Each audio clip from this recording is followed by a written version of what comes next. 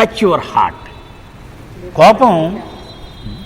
కోపం వస్తే రావచ్చు, కానీ అది హృదయాన్ని తాకకూడదు. మనకు వచ్చిన కోపం అంటే మన హృదయం తెలియకూడదు మనం కోపపడ్డామని.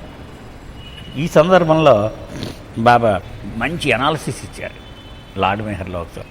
భారతదేశంలో రకరకాలైనటువంటి ప్రదేశాలు ఉన్నాయి. అక్కడ ఒక్కొక్క ప్రాంతానికి ఒక్కొక్క అలవాటు ఉంటుంది. బెంగాలీస్ ఆర్ ది వర్స్ట్ అన్నారు బాబా ఈ విషయంలో. అంటే వాడు ఒకసారి కోపం వచ్చిందంటే పగబట్టేస్తాడట వాడికి. వాడు 10 ఏళ్ళ తర్వాత కనపడ్డా కూడా బొస కొట్టి లేచిపోతాడు అనమాట. అంటే ఆ పెట్రోల్ మంటలాగా రావాలంటే కోపం అలా వచ్చి అలా ఆరిపోవాలన్నమాట అంతే. ఇది కానీ బెంగాలీస్ వర్స్ట్ అన్నారు. బెస్ట్ ఎవరంటే పంజాబీస్ అన్నారు. వాడికి సర్రమన కోపం వచ్చేసి స్కూటీకి వెళ్ళిపోతాడు. మరుక్షణం ఇదేంటి నేను ఇలా చేస్తే అయ్యో నన్ను పట్టుకుని ఏడ్చేస్తాడట. పొరపాడైపోయింది, అనవసరం కోపడ్డాను, తప్పు నేను చేసిందని వాడిని పట్టుకుని ఏడ్చేస్తాడు. పంజాబీస్ ఆర్ ద బెస్ట్ అన్నారు లార్డ్ మెహర్లో ఒక చోట. ఈ విషయం గురించి డిస్కస్ చేస్తారు. A similar incident occurred with Rich once after the pilgrims bus had left Mehrabad. ఒకసారి ఇలాంటి సన్నివేశం ఇరిచ్ తోటి కూడా వచ్చింది. అది నేను చెప్తాను మీకు. యాత్రికులు మెహరాబాద్ నుంచి ట్రస్ట్ బస్సుల్లో మెహరాబాద్ చూడడానికి వచ్చారు. పిల్గ్రిమ్స్ అందరూ వెళ్ళిపోయారు. అప్పుడు జరిగింది ఈ సన్నివేశం. Eruch was sitting around as usual just in his half length pyjamas. ఆయన లాగులకు కొంచెం ఇక్కడ దాకా ఉండి లాగు వేసుకొని కూర్చునేవారు. ఆ బ్లూ బస్ దగ్గర కూర్చుని ఉండేవాడు ఎప్పుడు ఇరిచ్. దాని వెనకదే ఎరిచ్ రూము. చూశారు కదమ్మా ఎరిచ్ రూమ్, మీరు వెళ్ళలేదు ఎప్పుడు. He turn to Davana and asked her if she had finished some work which had been given to her earlier in the day. ఆయనకి అసిస్టెంట్ ఉండేది దవానా అనే అమ్మాయి. మీరు చూశారు, చాలామంది చూసిన వాళ్ళే ఆ అమ్మాయి. ఆ అమ్మాయి ఎప్పుడో ఎంతో కాలం నుంచి ఇక్కడ ఉన్నటువంటి అమ్మాయి. ఆ అమ్మాయికి ఏదో పని అప్పచెప్పాడు పొద్దుటే. ఆ పని చేసేవా అని అడిగాడు. Dawn had forgotten to do so. ఇప్పుడు మర్చిపోయింది ఆ పని. ఇరిచ్ చెప్పిన పని మర్చిపోయింది. Eruch got upset and started reprimanding her. చాలా కోపం వచ్చింది ఇరిచ్కి. అంత ముఖ్యమైన పని ఎలా మర్చిపోతావు నువ్వు అని తిట్టడం మొదలుపెట్టాడు ఆ అమ్మాయి. With Eruch one could never be sure whether he was really upset or just pretend. Eruch తోటి ఓ ప్రమాదం ఉంది అని చెప్తున్నాడు. ఇరిచ్ తోటి ఏంటి ప్రమాదం? అతను నిజంగా యాక్ట్ చేస్తున్నాడా, సీరియస్గా ఉన్నాడా? నరమానవుడికి ఎవరికీ తెలియదు. ఎందుకని ఇంకొక చోట కొత్త వాల్యూమ్ 5లో అతను వర్ణించి చెప్పాడనమాట.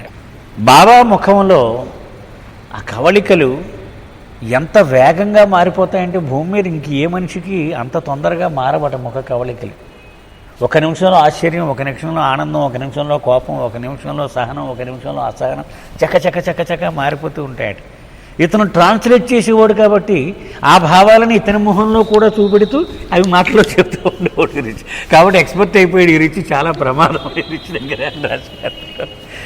చాలా కష్టం. అతని లోపల ఏముందో మనకి ఏం తెలియదు. సరదాగా మాట్లాడుతున్నాడా, నిజంగా సీరియస్గా ఉన్నాడా, మాకు ఏం తెలిసేది కాదు. After Davina left to attend to the work I told Eruch that I had a problem with my temper. So ఆవిడ అలా వెళ్ళిపోయింది ఆ పని చేయడం కోసం. నేనేం చేశానంటే నెమ్మదిగా ఇరిచ్ తోటి చెప్పాను, ఇరిచ్ కొంచెం కోపం కంట్రోల్ చేసుకోవడం నాకు కొంచెం ఇబ్బంది వస్తుంది అని మాట కరిపాను Eruch. Even after living in Meherabad and trying my best to control my temper, I found myself getting angry time and again. మెహరాబాదులో వచ్చి మకా ఉండడం మొదలెట్టాను. అయినప్పటికీ నా కోపాన్ని నేను నియంత్రించుకోలేకపోతున్నాను. మాటికి కోపాన్ని ప్రదర్శించేస్తూ ఉన్నాను. Was there some way of technique that I could use to prevent myself from getting angry? నాకు ఏదైనా పరిష్కారం చెప్పు నీ అనుభవాన్ని బట్టి. ఆ కోపాన్ని ఎలా నియంత్రించుకోవాలి అని అడిగాను. What is there to it? Eruch అసలు ఇందులో ఏంటి కష్టం, ఇందులో పెద్ద పొడి చేసేది ఉంది అన్నాడు Eruch. We all get angry because we are humans and have feelings. మనందరూ మనుషులవే కదా, నువ్వేనా దేవుడివా? మనుషులవే. మనిషి అన్న తర్వాత కోపతాపాలు ఉంటాయి. Baba did not want stones around him.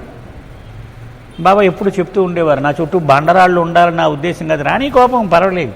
He wanted humans who express there feelings. మనందరం మానవుల్లాగే ఉండి మన భావాలు స్పష్టంగా బయటికి మనం వ్యక్తం చేయాలని ఆయన కోరుతూ ఉండేవారు. So long as you are making a genuine effort Baba will help you.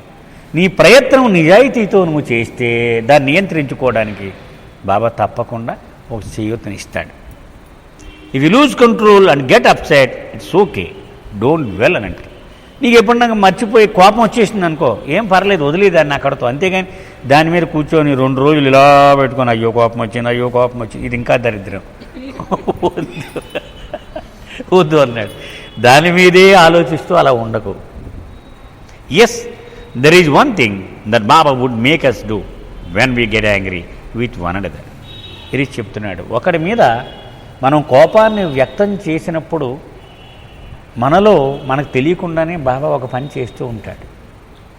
He would interrupt us and ask us to embrace one another. అంటే బాబా భౌతికంగా ఉన్నప్పుడు జరిగిన సిచ్యువేషన్ల గురించి ఎరి చెప్తున్నాడు అనమాట. ఇద్దరు చాలా అరిచేసుకుంటూ ఉన్నారనుకున్నా, బాబా ఒక్క నిమిషం ఆగండి, ఇంటర్వ్యూలు ఇద్దాం అనేవారు. ఒకడినొకడు కౌగిలించుకోమనేవారు. And forget the whole incident, కౌగిలించుకున్న తర్వాత మర్చిపోండి అనేవారు. That is what one should do. అలాగే మనం ఇప్పుడు కూడా ఉండాలి. కోపం వచ్చింది, మర్చిపోవాలి దాన్ని. ఎంబ్రేస్ అండ్ ఫర్గెట్, వాడిని మళ్ళీ కౌగిలించుకోవడం, మర్చిపోవడం. Do not carry the feeling in your heart, for it will poison your heart. ఇది లోపల నువ్వు అలా పెట్టేసుకున్నావు అనుకో, వాడు ఇలా అంటాడా, వాడు ఇలా అంటాడా, వాడు ఇలా అంటాడా అని వాడి మీ కోపాన్ని, అది నీ హృదయం ఇన్ఫెక్ట్ అయిపోద్ది. నీ హృదయం కూడా పాడైపోద్ది. People tend to carry the feeling for days. సాధారణంగా మనిషి అలాగ, ఇప్పుడు చూడండి, కోడి కానీ కుక్క కానీ ఇవి ఎలా దువ్వేస్తూ ఉంటాయి కాలు, కోపం రంకెలు. ఆ ఇన్సిడెంట్ జరిగిన తర్వాత చాలాసేపటి వరకు వాడు ఇలా అంటాడా, వాడు ఇలా అంటాడా. ఈ చాలామంది ప్రజలకి ఇదొక దొరలవాటుగా ఉంటుంది, లోపల మదన పడిపోతూ ఉంటుంది. So much so that when they run in to the person again the anger comes back. ఎంతలా అంటే వాడు 10 రోజుల తర్వాత మళ్ళీ రోడ్డు మీద కనపడ్డాడు అనుకోండి, వీడిపోయి వాడి కాలర పట్టేసుకుంటాడు డైరెక్ట్గా. ఇందుకని 10 రోజులు వీడి లోపల ఇది దొలిచేస్తూ ఉంది వీడిని పట్టుకొని. దట్ ఈజ్ నాట్ గుడ్, అది మంచిది కాదు. ఒక సందర్భంలో బాబా చెప్పారు, కోపం రావడం మానవ సహజం, కానీ కోపాన్ని అదే పనిగా మనసులో ఉంచుకోవడం అది మానవుడి లక్షణం కాదు, జంతు లక్షణం, పశుత్వము. After expressing your anger you have to let go of it. కోపం వచ్చేసింది, అక్కడితో మనం అయిపోవాలి. ఇక even I get angry. Eruch అంటున్నాడు, నాకు కోపం వస్తుంది, మరి నేను మనిషిని కదా. Just now you saw I got angry with Diana. What is there to it. ఇప్పుడు ఆ అమ్మాయి మీద ఎంత మండిపడిపోయాను చూసావు కదా. కానీ ఏమవుతుంది, ఏమవ్వదు. I said, Eruch, you are not angry with Diana, you are only pretending. Eruch, నాకు తెలుసు నువ్వు ఆ అమ్మాయి మీద కోప్పడలేదు, యాక్షన్ చేసావు అంతే అన్నాడు. Eruch look at me seriously and asked, how do you know that. Eruch నవ్వి, నువ్వు ఎలా కనిపెట్టావని అడిగాడు. I explained to him about a person's stomach muscles tightening when he is angry and how I had looked at his and seen that he were relaxed. అప్పుడు నేను చెప్పాను, అంటే ఇతను కొంత నాలెడ్జ్ కూడా ఉందన్నమాట. కోపం వచ్చినప్పుడు ఈ పొట్టకున్నటువంటి ఈ కండరాలు బిగిసిపోతాయట, బాగా లోపల నుంచి వచ్చేస్తే కోపం. అవి రాకుండా ఓన్లీ మాటల్లోనే యాక్షన్ చేస్తూ ఉంటే ఇవి మామూలుగా ఉంటాయట పొట్ట మజిల్స్. నేను నిన్ను ఆ లాగేసి కూర్చున్నావు కదా, నేను చూస్తున్నాను, నీ పొట్ట మామూలుగానే ఉంది. Eruch laughed and said, it is true, I was not angry, but don't tell Diana. నేను నిజంగానే అమ్మాయి మీద కోపపడలేదు, యాక్షనే చేశాను, కానీ చెప్పకు నువ్వు. Yes, that is what one should do. అలాగే మనం పనిచేస్తూ ఉన్నాం, నిత్య జీవితంలో ఉండాలి. Do not get angry, but use anger to get a job done.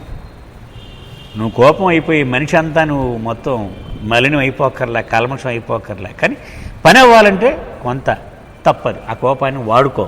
Erich then proceeded to tell me a story of how Baba had once asked Donkin to pretend to be very angry and reprimanded someone. ఒక కథ కూడా చెప్పారు బాబా. Doctor William డాంకిన్ పిలిచాడు. అరే, నేను ఇప్పుడు ఎవడో ఒకడు వస్తాడు, నీకు చెప్తున్నాను, వాడి మీద మండి పడిపోవాలి, నువ్వు ఎంత కోపం చూపెడతావో చూస్తాను నేను అన్నారు Baba. Donkin did such a good job of simulating anger that as he was scolding the person, he actually lost his temper and became angry with him. ఎంత యాక్షన్ చేశారంటే నిజంగా కోపం వచ్చేసింది అతనికి. యాక్షన్ మొదలెట్టి నిజంగానే కోపం వచ్చేసింది. Baba did not like that. బాగా చేయలేదు నువ్వు యాక్షన్ అన్నారు Baba. Baba reprimanded doctor Donkin and told him, never let anger touch your heart. ఇది కాదు, నీ హృదయానికి వెళ్ళిపోకూడదు, ఇది బయటే ఇక్కడితో ఆగిపోవాలి నీ కోపం. Here is a story of not letting the anger touch your heart reminded me of a story where a saint is telling his disciples to be like God Shiva and keep the position of anger only in the throat, not to let it touch your heart.